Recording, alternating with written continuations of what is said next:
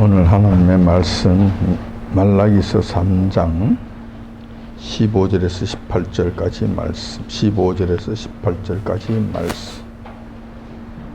구약성경 1331페이지 구약성경 제일 마지막 페이지에 있습니다.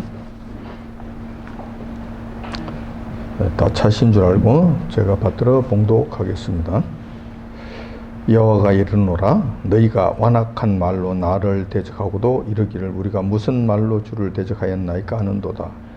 이는 너희가 말하기를 하나님을 섬기는 것이 헛되니 여호와의 만군의 여호와 앞에 그 명령을 지키며 슬프게 행하는 것이 무엇이 유익하리요. 지금 우리는 교만한 자가 복되다 하며 악을 행하는 자가 장성하며 하나님을 시험하는 자가 화를 면한다 하노라 함이니라. 그때 여호와를 경외하는 자들이 피차에 말하며 여호와께서 그것을 분명히 들으시고 여호와를 경외하는 자와 그 이름을 존중히 생각하는 자를 위하여 여호와 앞에 있는 기념책에 기록하셨느니라.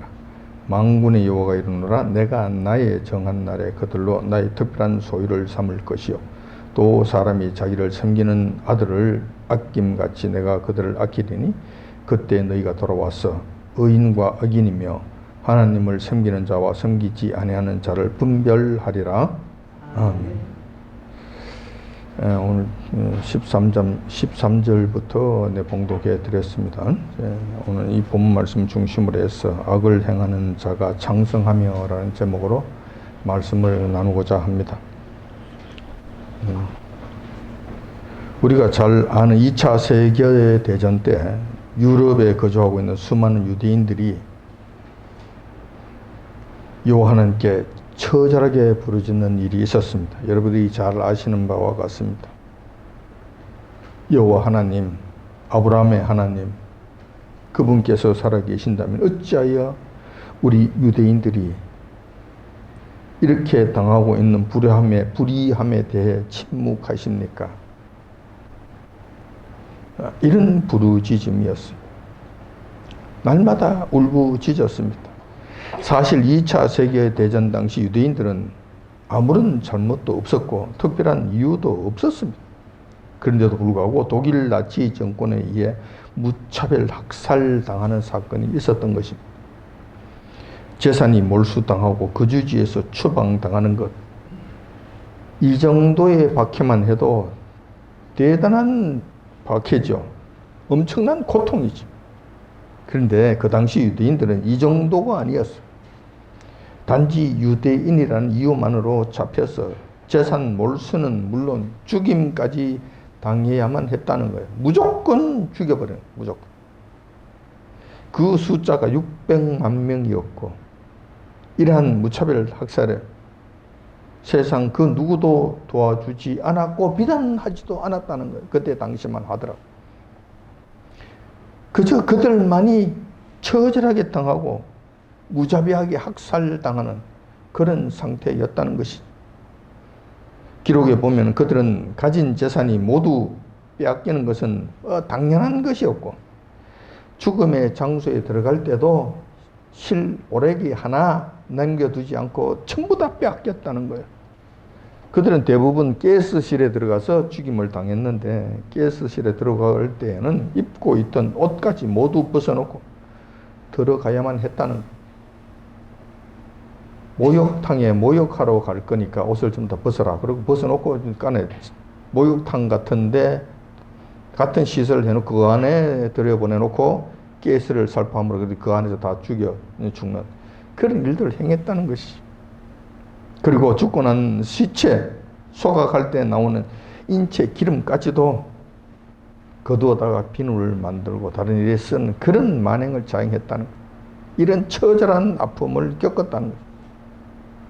이런 끔찍한 박해를 당한 유대인들 중에 상당수는 여호와 하나님을 불신하는 쪽으로 나가버렸습니다. 여호와 하나님 어디 계시냐, 우리 살려달라. 우리 아무 죄도 없는데 우리는 아브라함의 후손들이지 않사옵니까? 약속의 후손들이지 않습니까? 그러니 저희들을 살려달라고 아무리 부르짖어도 여호와 하나님께서는 보이지 아니하시고 그 일에 응답하지 아니하셨다는 거예요. 그렇다면은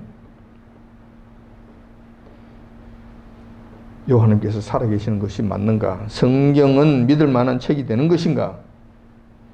요한님은 우리의 기도를 들으시는 인격적인 분이신가? 그렇지 않다는 증거가 지금 600만 명이나 죽어가고 있는 이 아브라함의 후손들, 약속의 자손들을 돌보지 아니하는 것에서 나타나는 것 아니냐? 그러므로 요한님은 우리의 신앙의 대상이 아니다. 그 확정을 짓고 요한님을 대적하는 자로서 신앙의 방향을 완전히 뒤틀어 버렸던 것입니다. 상당수의 유대인들이 2차 세계 대전 일어난 이후에 이런 신앙의 파산을 보였다는 것. 그러나 이스라엘의 역사를 조금만 주의 깊게 들여다보면은 요 하나님에 대한 그들의 생각이 틀렸음을 알 수가 있습니다. 먼저 그들은 창조이신 하나님께서 육신을 입고 이 땅에 오신 예수님을 막대했습니다. 아무런 죄도 없으신 분을 십자가라고 하는 그 형틀에 묶어서 죽게 했습니다. 인간이 고안한 가장 악하고 잔인한 형벌, 그것을 우리 주님께, 하나님이신 그 주님께 뒤집어 씌웠다는 거예요. 재판하는 과정을 보면은 우리 주님을 재판하는 과정, 우리 주님을 대하는 그들의 모습을 보면은 세상에서 가장 불의하고 가장 악하고 가장 잔인하게 예수님을 대했다는 것입니다. 세상에서는 이런저런 억울한 재판이 있을 수 있습니다. 억울한 재판을 통해서 본의 아니게 억울한 옥살이를 하는 자들도 있고 죽임을 당한 자들도 가끔씩 있었을 것입니다. 그러나 우리 주님께 대한 그들의 불의한 재판, 그런 것들은 세상 유례를 찾아볼 수 없는 그런 잔인한 재판이었고 잔인한 죽임을 행했다는 것. 그런 만행을 자행했다는 것. 자기들의 조상들이 이런 일들을 행했다는 거예요. 그런 유대인들은 예수님을 십자가에 못 박을 때에도 자신만만하게 이야기했습니다. 빌라도 총독에게 이렇게 다짐을 합니다. 거기 마태복음 27장 26절에 그 말씀이 나오고 있죠. 빌라도가 이 사람의 피에 대하여 나는 무죄하다. 너희가 당하라. 백성이 다 대답하여 가로되 그 피를 우리와 우리 자손에게 돌릴지어다. 아주 호기로운 모습. 이 죄에 대한 대가를 우리가 받겠다. 우리 후손들이 받겠다. 큰 소리 쳤습니다. 이런 큰 소리를 치면서 우리 주님을 세상 가장 억울한 방식으로 죽임을 당하게 했다는 것입니다. 따라서 유대인들은 그들의 조상들이 행한 죄악들이 있으며 그 죄를 자신들과 자기 후손들에게까지 돌려도 좋다는 맹세를 한 그런 원인이 있다는 거예요. 그렇기 때문에 2차 세계대전 당시에 유대인들은 여호와 하나님 앞에 할 말이 전혀 없는 것이 되는 것입니다.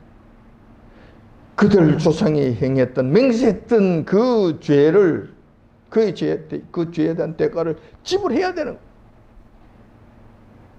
원망을 한다면 자기 조상들을 원망해야 되는 거예요. 더 중요한 문제가 있습니다. 600만 명의 유대인 학살 사건을 계기로 오히려 그들은 하나님의 자비하심을 누리게 됐다는 거예요. 무슨 이야기냐? 그들이 600만 명이나 학살당하는 그 사건으로 말미암아 전 세계에 있던 유대인들이 시온으로 돌아가자 하는 이 운동이 엄청나게 확산되었다는 것이죠. 이렇게 있다가는 우리는 언제 죽을지 모른다. 그러므로 우리의 고향 땅으로 돌아가자. 여호와께서 주신 우리의 고향 땅으로 돌아가자. 아브라함과 이삭과 야곱에게 약속하신 그 땅으로 돌아가자. 그 운동이 벌어졌다는 거예요. 그리하여서 전 세계에 있던 유대인들이 목숨을 걸고 고국으로 돌아옴으로 말미암아 지금의 이스라엘이라는 나라가 세워진 원동력이 되었다는 거예요. 당시 고난은 힘들었지만 600만 명 학살 사건이 없었다면 지금의 이스라엘이라는 나라도 기대할 수 없었을 것입니다. 요한님께서는 진노 가운데서라도 하나님의 은혜를 그들에게 부어주셨다는 것입니다. 지금 우리가 보는 바와 같은 그 이스라엘 나라가 기적적으로 생기게 되는 동기가 되었다는 것이죠. 우리가 살고 있는 지금의 대한민국을 바라보면은 심란한 마음을 금할 길이 없습니다. 2차 세계대전 당시 유대인들이 당했던 불의함에는 비할 바가 아니겠지만 선한 양심을 따라 살아가고자 하는 성도들에게 있어서는 고통 그 자체임을 부인할 수 없습니다. 지금의 사정을 살펴보면은 악은 만연하고 불의는 활개를 치며 사회 구석구석이 썩어서 망해가고 있습니다. 국가 공권력이 이를 바로잡지 못하고 응징조차 못하고 있는 실정이라는 것입니다. 이런 사정을 두고 보고 있는 선한 양심을 가진 백성들이, 특히 성도들이 너무 힘들다는 거예요. 분통이 터져서 살기 힘든 지경이 되었다는 거예요. 악한 자들과 불의를 행하는 자들은 활개를 치면서 살아가고 있는데 오히려 나라를 위해 수고하고 불의를 찾아 악하다고 소리치며 그들의 치부를 드러내는 선한 애국자들은 오히려 감옥에 가서 고통 속에 있다는, 엄청난 불이익 속에서 신임하고 있다는 이 사실을 보는 순간에 삶의 소망까지 잃어버리게 되는 거예요. 이런 현상을 지금 우리가 맞이하고 있다는 거예요. 이 땅에 살고 있는 우리가 지금 맞이하고 있다는 거예요. 이러므로 인해서 성도들은 제2차 세계대전 당시 유대인들과 비슷한 신앙의 갈등을 가지지는 않을까 염려가 된다는 것입니다. 하나님께서 살아계신다면 어떻게 저렇게 지나치게 악한 자들을 그냥 두고 보실 수 있는가? 도를 넘는 악을 일삼는 데다 여호와께서는 어찌 저렇게 가만 계시는가? 응징하지 아니하시고 그냥 두고 보시는 것인가? 이런 회의감이 들 수 있다는 것입니다. 따라서 오늘은 본문 말씀을 통하여 여호와께서는 이런 악한 현상에 대해 뭐라고 말씀하시는 것인지, 이럴 때 우리는 어떤 믿음을 갖고 이런 불의한 시대를 살아가고 극복해 나가야 될 것인지 하는 문제에 대해서 말씀을 나누고자 하는 것입니다. 오늘 본문의 말씀은 말라기 선지자 시대 때 있었던 사건입니다. 그 당시에 이스라엘은 참으로 참담한 모습이었습니다. 여호와를 섬기는 신앙은 점점 형식화되어서 여호와 하나님을 두려워하지도 않았습니다. 백성들의 지도자들과 종교 지도자들은 타락하여서 가난한 서민들을 압제하고 불의하게 그들의 재산을 빼앗는 일들이 다반사로 일어났습니다. 그 당시에는 악을 행하는 것을 당연시하였으며 선한 양심을 따라 사는 자들을 비웃는 사회적 분위기가 만연하였던 것입니다. 본문 말씀이 이러한 분위기를 잘 보여주고 있습니다. 지금 우리나라의 현실과 흡사한 모습을 보여주고 있었다는 것입니다. 여호와 하나님께서 말라기 선지자 당시 유대 백성들에게 책망하신 내용을 보면은 그들의 상태가 어떠했는지 짐작할 수 있다는 것입니다. 먼저 여호와 하나님께서는 그들에게 이렇게 말씀하십니다. 너희들은 지금 완악한 말로 나를 대적하고 있다. 그러니까 이거 고쳐야 되지 않느냐? 이게 너희들이 전능하신 여호와 하나님께 할 짓이냐? 라고 여호와 하나님께서 책망하시는 것. 그러자 유대 백성들은 여호와 하나님 앞에 순순히 나와서 오 주님 저희들이 잘못했습니다. 오 우리가 무례했네요. 이렇게 하면 얼마나 좋겠습니까? 그러나 그들은 감히 여호와 하나님 앞에 아주 무례한 방식으로 대꾸합니다. 우리가 무슨 말로 주를 대적하였나이까? 다시 말해서 우리 식으로 표현하면 이렇게 되는 거예요. 우리가 언제 여호와 하나님 앞에 완악한 말로 대들었습니까? 우리가 언제 그렇습니까? 지금 이러한 악한 일들 행하면서도 그렇게 대꾸했던 거예요. 즉 이 사실을 자세히 보면은 지금 감히 여호와 하나님 앞에 이렇게 아주 버릇없이 대꾸했잖아요. 이것 자체가 완악한 것이잖아요. 이것 자체가 여호와 하나님 앞에 완악한 말로 대적하는 거잖아요. 이게 자체가 이렇게 하는 것 자체가 그들이 여호와 하나님 앞에 완악하다는 것을 증명하는 것이고 여호와 하나님 앞에 대적한다는 것을 나타내는 것이잖아요.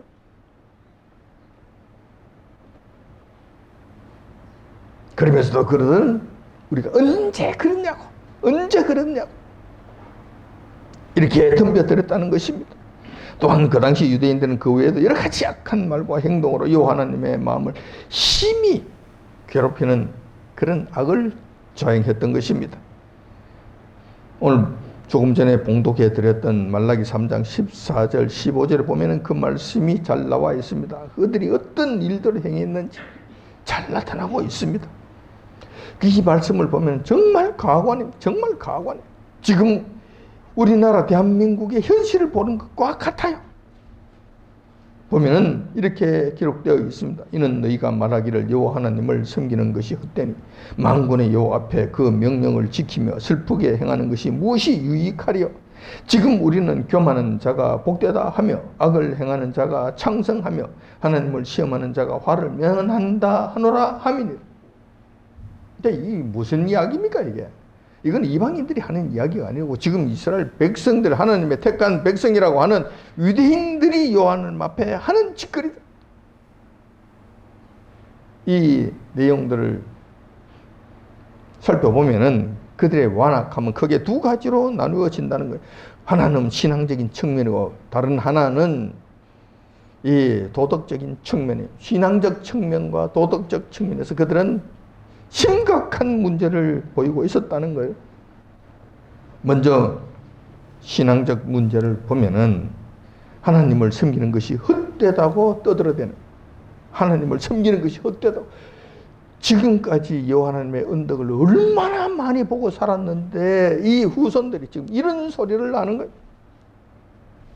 그들은 하나님을 섬기는 것이 헛되다고 이야기하는 것은 이런 뜻일 것입니다. 공을 들이고 비싼 제물을 준비해서 절기마다 안식일마다 제사를 드렸는데 그렇게 제사를 드려봐도 별다른 효험이 없더라 라고 주장하는 모습입니다. 물론 그들은 여호와 하나님께 제사 드릴 때 정상적으로 드렸을까? 여호와 하나님을 경외해서 제사를 드렸을까? 여호와 하나님께 감사해서 제사를 드렸을까? 여호와 하나님 앞에 진정성을 가지고 제사를 드렸을까? 그렇지 않았을 거예요. 그들은 여호와 하나님께 경배하기 위해서 제사를 드린 것이 아니라 자신의 터무니없는 욕망을 채우기 위한 일념으로 여호와 하나님께 나아갔을 것으로 보입니다. 이렇게 되면 여호와께서는 당연히 그러한 제사를 받지 아니하십니다. 응답도 해주지 아니하십니다. 그런 제사 자체를 여호와께서는 아주 불쾌하게 여기십니다. 그러면서 그들의 제사를 하지 못하게 하라. 그런 자들이 이 성전에 들어오지 못하게 하라. 예배당에 들어오지 못하게 하라. 그들을 기도하지 못하게 하라. 막아라. 라고 말씀하시는 거예요. 그러니 여호와께서 응답해 주시겠는가? 응답해 주실 수 없죠. 오히려 불쾌해 여기시는데 마음이 굉장히 상해하시는데 그들에게 응답을 해 주실 수 있겠는가? 이런 상태를 두고 그 당시 유대인들은 여호와 하나님을 섬기는 것이 헛되다라고 그렇게 떠들어댔다는 거예요. 이런 문제를 일으키는, 지금 우리들은 그러지 않는가 한번 생각해 봐야 될 필요가 있습니다. 이 땅의 교회들은 그러지 아니하는가 다시 한번 생각해 봐야 되는 것입니다. 교회 오는 의도가 무엇인가? 예배드리는 의도가 무엇인가? 기도하는 저희가 무엇인가? 무엇 때문에 기도를 하는가? 여호와 하나님 앞에 제물을 드리는 것이 무엇 때문에 하는 것인가? 한번 생각해 봐야 돼. 만약에 말라기 때에 이스라엘 백성들처럼 그런 저희를 가지고 이런 일들을 행한다면 여러분들 응답받을 것은 꿈도 꾸지 마십시오. 오히려 요한님을 괴롭게 하는 일이고 오히려 요한님의 책망만이 기다린다는 사실을 기억하셔야 됩니다. 마치 돈 놓고 돈 먹기 식으로 서너 푼 주님 앞에 갖다 내던져 놓고는 1000만 배, 10,000배 30배, 60배, 100배, 1000배, 10,000배 복을 주옵소서. 돈 놓고 돈 먹게 하는 야바이꾼들이 하는 짓들을 교회에서 만약에 한다면 요한께서 이 기도를 받으실 것인가, 이 제물을 받으실 것인가, 그 예배를 받으실 것인가, 전혀 그렇지 않다는 것. 그런 식으로 교회에 들락날락하는 자들에게 요한님께서 그들을 안다고 하실 것인가, 그들이 바라는 그들의 욕망을 우리 주님께서 채워주실 것인가, 전혀 그렇지 않을 것이다. 그러므로 그들은 이렇게 이야기하는 것입니다. 교회에 나가봐도 별 볼 일이 없네. 예배드려 봐도 소용이 없네. 기도 효염이 없네. 교회에 뭐 하려고 나갈 거야? 나가봐도 소용이 없는데. 오히려 대구에 있는 갓바위에 가서 3108배 절하면 거기 효염이 있다 그러더라. 그러니 그쪽에 가는 것이 낫지 막 교회에 가느냐. 우리는 그렇지 않느냐. 한번 되돌아봐야 된다는 것입니다. 하나님을 섬기는 것이 헛되다라고 이야기하는 거예요. 이 땅의 교회들의 모습도 그렇지 않겠는가? 이 땅의 교인들의 모습도 그렇지 않겠는가라는 의구심이 든다는 거예요.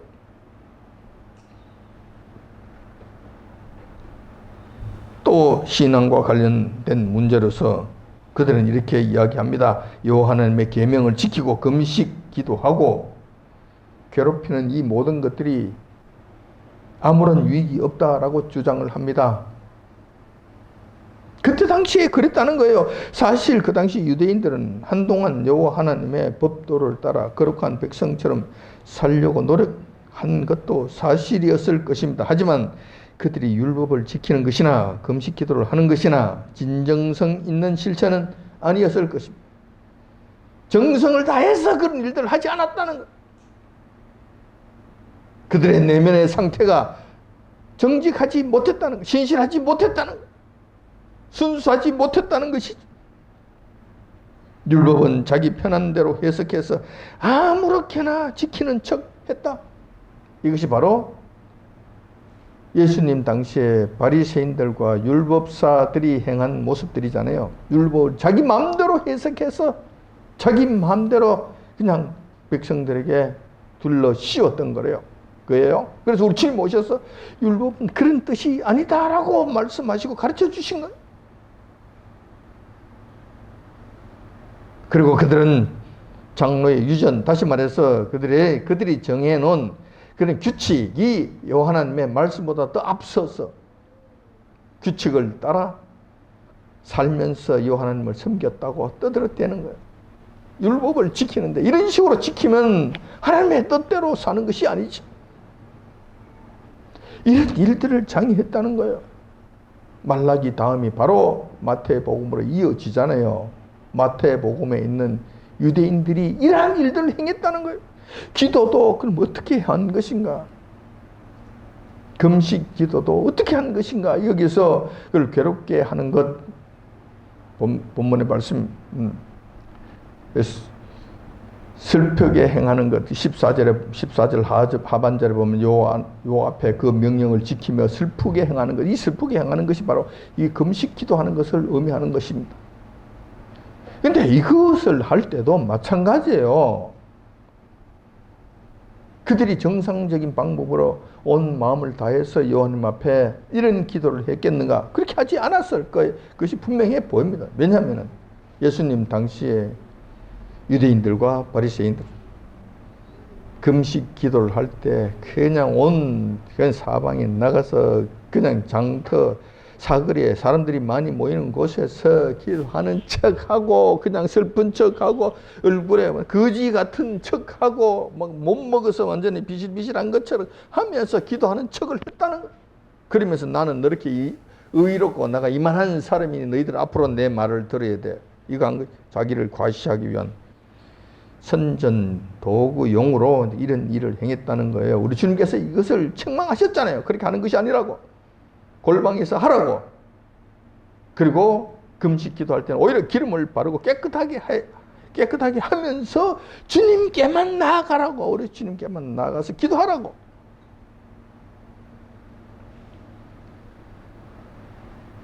자기 편한 대로 율법을 해석하고 아무렇게나 그를 따르면서 주님의 말씀에 순종했다. 우겨대는 거예요. 기도도 자기 엉터리로 기도해놔 놓고는 금식 기도를 했다. 그러니 여호와님께서 우리 기도를 들어주셔야 되지 않겠는가? 나의 욕심을 채워주셔야 되지 않겠는가? 내가 목표로 하는 그 목표를 이루어주셔야 되지 않겠는가? 그런데 여호와님께서는 거기에 대해서 묵묵부답하신다. 아무런 대답이 없으시다. 그러니 할 필요가 있겠는가?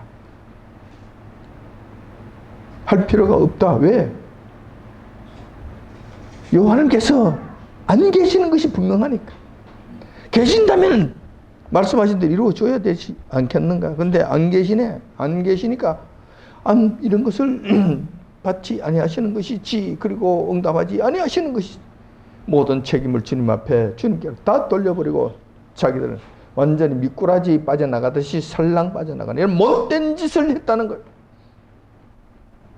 이 땅의 교회들은 그러지 아니하는가? 우리 중에는 그런 사람이 없는가? 혹여라도 이 비슷한 마음을 가지고 있는 자들은 없는가? 한번 생각해 봐야 될 것입니다. 분명히 제가 말씀을 드릴 수 있습니다. 여호와님과 우리와의 관계 속에서 어떤 문제가 생긴다. 반드시 100% 온전히 그 책임은 우리에게 있는 것입니다. 과오는 우리에게 있는 거예요. 여호와님께서는 절대로 과오가 없으십니다. 절대로 여호와님께서는 실수하지 아니하십니다. 그런 일 절대 없습니다. 모든 문제는 우리에게 있다는 사실을 여러분 기억하시기 바랍니다. 그래서 안 될 때는 왜 안 되는가? 내가 무슨 잘못이 있는가? 생각해 봐야 되는 거예요. 그런데 이때 당시에 유대인들은 아주 완악하고 아주 그 심령이 강팍해서 자기들의 죄를 찾지 못하고 그 모든 허물을 여호와 하나님께 다 던져버린 거예요. 하나님께 책임을 다 뒤집어 씌우는 이런 못된 짓을 했다는 거예요. 우리는 절대 그렇지 말아야 됩니다. 우리는 절대 그렇지 말아야 돼요. 우리가 기도했는데도 응답되지 않는다. 그러면 한번 생각해 봐야 돼. 우리가 잘못 구한 것은 아닌가? 이때 당시 유대인들처럼 잘못된 형식으로 구하는 것은 아닌가? 우리의 자세가 주님 앞에 합당치 못한 것은 아닌가? 여호와 하나님 앞에 우리가 아주 완악한 모습으로 나아간 것은 아닌가? 한번 잘 점검해 봐야 되는 것입니다. 뿐만 아니라 우리가 여호와 하나님의 뜻과 다른 정말로 우리의 욕심만 채우기 위한 그 요구를 여호와 하나님께 줄기차게 한 것은 아닌가? 이런 것들을 우리가 다시 한번 점검해 봐야 된다는 거예요. 그래서 우리가 주님 앞에 바르게 나아가야 된다는 거예요.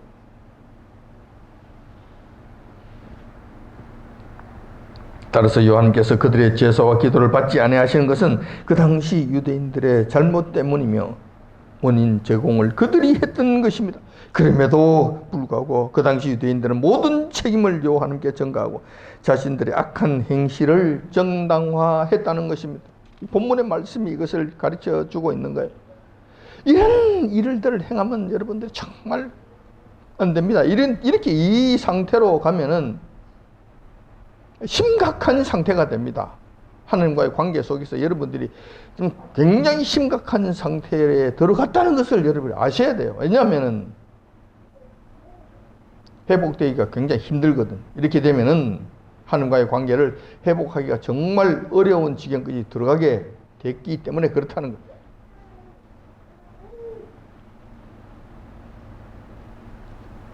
또한 일반적인 삶과 관련된 그들의 문제가 또 있었죠. 신앙에 관한 문제뿐만 아니라 하나님과의 관계 속에서의 문제뿐만 아니라 이 땅에 거룩한 삶을 사는 이 삶의 문제에 있어서, 도덕적 삶의 문제에 있어서 그들은 또 다른 문제를 일으켰죠. 그 당시 유대인들은 하나님께서 그들의 안중에 없었습니다. 안중에 없기 때문에 아주 기고만장한 상태가 됩니다. 그래서 그들은 이렇게 말합니다. 교만한 자가 복되다. 악을 행하는 자가 장성한다. 하나님을 시험해도 아무런 문제가 없다. 이런 말들을 하면서 살았다는 거예요. 다시 말해서 하나님을 면전에서 조롱해도 아무런 문제가 없더라라고 하면서 악을 장려하고 있었던 것입니다. 얼마나 이 사람들이 완악하고 버릇이 없고 기고만장했으면 이런 일들을 함부로 입으로 내뱉으면서까지 했을까? 이런 일들을 당연시 하고 살았을까? 그것도 하나님의 백성이라는 자들이 이러고 살았을까? 사실상 여호와님께서는 자비하셔서 오랫동안 참으십니다. 우리 인간이 잘못했다고 해서 금방 이러쿵저러쿵 하지 아니하셔요. 그리고 인내해 주십니다. 왜냐하면 회개할 기회를 주시기 때문에 그래요. 회개하고 돌아오라고. 내가 참아줄 테니 다시 돌아오라고 기회를 주시는 것입니다. 하지만 악한 인간들은 그렇지 않죠. 하나님의 이러한 선한 뜻을 악용해서 악을 더욱 부채질하고 확산하고 장려하는 계기로 삼는다는 거예요. 악 위에 악을 덧대는 그런 일들에 달려가는 계기로 삼는다는 거예요. 그런 일들을 행한다는 거예요. 마치 지금의 대한민국을 보는 듯 합니다. 여의도와 좌익 세력들의 악한 행실을 보면 그 끝이 어딘지 모를 정도가 되었습니다. 극한으로 치닫고 있는 모습을 보이고 있습니다. 이번에 전라북도에서 주관한 세계 잼버리 대회 그 비리를 보면은 그 파렴치함이 도를 지나칩니다. 6년간의 시간 동안 1,400억이 넘는 그 예산을 들여서 준비를 한 거예요. 그리고 전 세계 청년들을 전부 다 불러 모았던 거예요. 국가 위신에 관한 문제잖아요. 국가 자체 권위에 관한 문제잖아요. 자칫 잘못하면 외교적 문제로 번질 수 있단 말이에요. 이런데 그 수많은 돈을 들여서 그 오랜 기간 동안에 준비했다는 것이 텐트 하나 제대로 치지 않아서 물에 잠기도록 만들어 놓고 화장실 하나 제대로 만들어 놓지 아니하고 그들 먹을 물조차 하나 준비를 안 해놓은 거예요. 그리고 그 많은 돈들 어떻게 했느냐 말이에요. 그 오랜 기간 동안 무슨 짓을 했냔 말이에요. 전부 다 허실하고 저기들 주머니에 다 닦아 넣고 막상 세계 수많은 젊은이들이 몰려오니까 나 몰라 책임지는 사람 아무도 없고. 그리고 이건 국가적 행사이니까 정부가 이 문제를 해결해. 돈은 국가가 다시 들이대. 급하잖아. 지금 전 세계가 보고 있잖아. 어떻게 할 거야? 너가 해야지.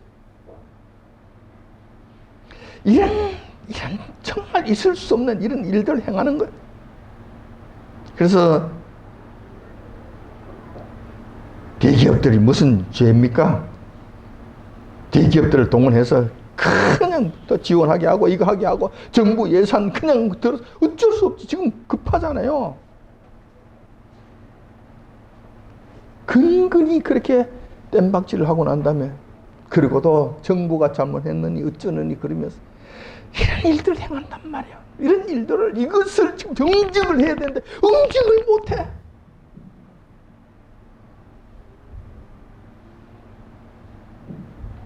이런 일들은 빙산의 일각 지금 6년 전부터 준비한 세계적인 행사예요.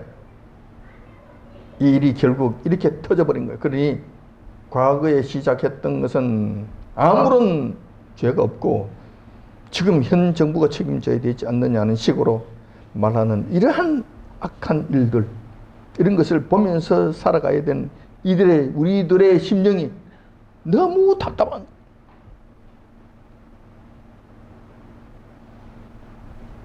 하나님께서는 자비하시기 때문에 우선은 오래 참으십니다. 하지만 때가 되면 반드시 심판하십니다. 한번 심판하시면은 완전한 심판을 해버리십니다. 조심해야 돼. 조심해야 돼. 악한 자들은 하나님의 이러한 속성을 잘 알지 못합니다. 그러므로 기고만장하는 거예요. 교만한 자가 복되다. 하나님을 시험해도 아무런 화가 미치지 않는다. 하나님 앞에 가서 메롱 해도 가만히 계시니까 해도 되는 줄 알아. 해도 되는 줄 알아.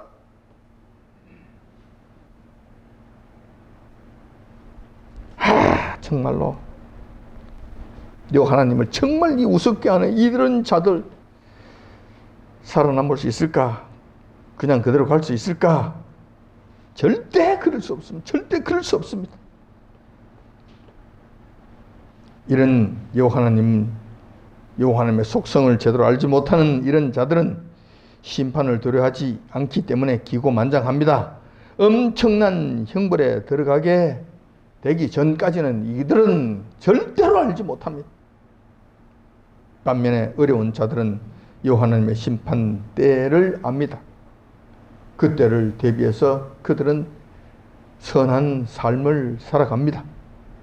그렇기 때문에 하나님의 심판 때가 되면 하나님의 위로하심과 상상도 못할 보상을 받게 된다는 것입니다. 본문 말씀이 이러한 사실을 확인시켜 주고 있습니다. 하나님께서는 하나님 존전에 배치해 놓고 있는 한 권의 책이 있습니다. 이것이 바로 기념책이라고 하는 책입니다. 이 책에는 인간들의 모든 선악간의 행위를 기록해 놓고 있습니다. 본문 말씀이 이걸 가르쳐 주고 있습니다. 이 기념책에 인간들이 행하는 모든 것을 지금 기록해 놓는다고 말씀하시는 거예요. 이 기념책이라고 말씀하신 이 책은 출애굽기에도 나오고 다니엘서에도 나오고 요한계시록에도 나오는 그 책입니다.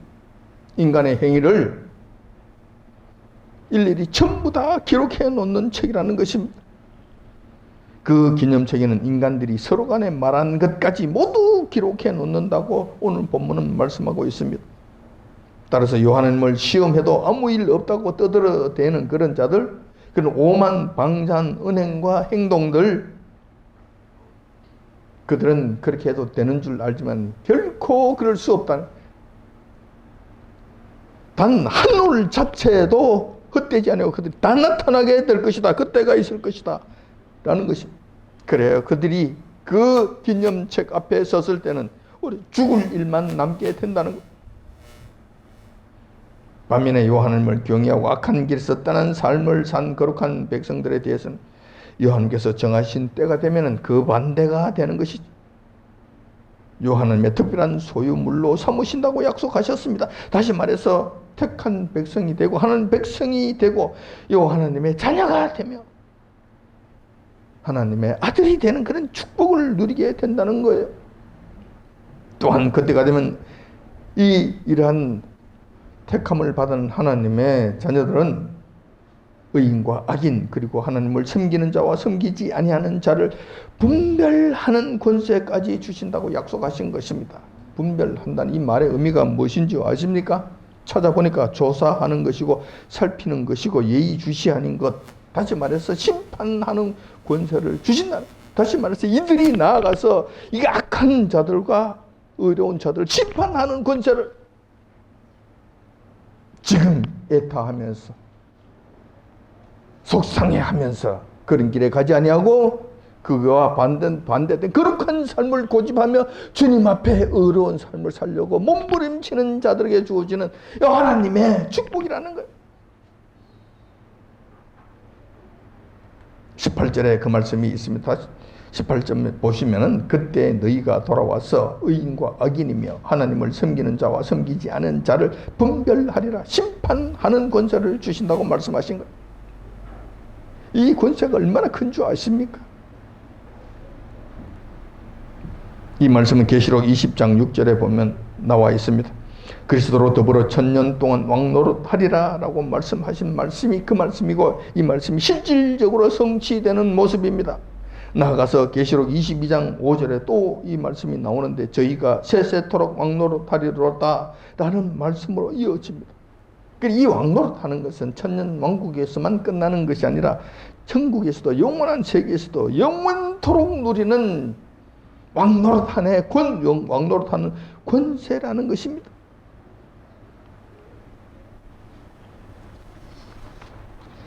우리는 지금 악이 번성하고 죄악이 만연한 시대 속에 살고 있습니다. 이런 죄악된 세상을 보면서 악한 자들은 희낙낙합니다. 죄 위에 죄를 더 쌓기 위해 여념이 없는 모습입니다. 반면에 여호와 하나님을 경외하는 의로운 자들은 악이 번성함을 보면서 심한 심적 고통을 느끼며 살아가고 있습니다. 이럴 때 우리 믿는 성도들은 자칫 잘못하면 시험에 들게 됩니다. 마치 2차 세계대전 당시 유대인들처럼 여호와 하나님께서 안 계시는 것이 아닌가? 여호와 하나님께서 어디 계시느냐? 여호와 하나님 계신다면 이런 자들 응징하셔야 되지 않겠느냐? 라고 하면서 여호와 하나님의 인자심에 회의를 품을지도 모르겠습니다. 그러나 우리는 절대로 이러한 연약함에 빠져서는 안 됩니다. 이런 믿음이 연약한 자리에 여러분들이 마음이 움직여져서는 절대로 안 된다는 것입니다. 시험에 들어 여호와 하나님께 대한 신뢰가 무너지고 믿음에서 떠난 일은 결코 있어서는 안 된다는 것입니다. 지금 이 땅에서 일어나고 있는 모든 일들은 선악간에 모두 여호와 하나님의 기념책에 빠짐없이 기록되어 있으며 때가 되면 그 기념책에 기록된 대로 엄미하신 심판이 이루어진다는 사실을 여러분들 기억하셔야 될 것입니다. 따라서 지금 우리는 이때에 의로운 말을 하시라. 기념책에 기록될 정말로 떳떳한 말들을 하고 떳떳한 행동들을 행하라. 요한 기뻐하시는 말들을 행하고 기뻐하시는 행동들을 하라. 우리의 마음 중심조차도 여호와 하나님 앞에 올바르게 가져가라. 그렇게 했을 때 이 모든 것들이 여호와 하나님의 기념책에 기록되었어. 우리 주님 앞에 섰을 때 우리가 그때 기쁨으로 설 수 있는 그런 자들이 다 되어야 한다는 것입니다. 따라서 조금은 힘들고 어렵더라도 주님의 말씀에 의지해서 참고 인내하며 선한 싸움을 끝까지 싸웠어. 마지막에는 악인과 의인, 하나님을 섬기는 자와 섬기지 아니하는 자를 심판하는 엄청난 영광의 자리에 다 참여하시는 저와 여러분들이 되시길 이 아침에 주님의 이름으로 축원드립니다. 아멘. 기도하겠습니다.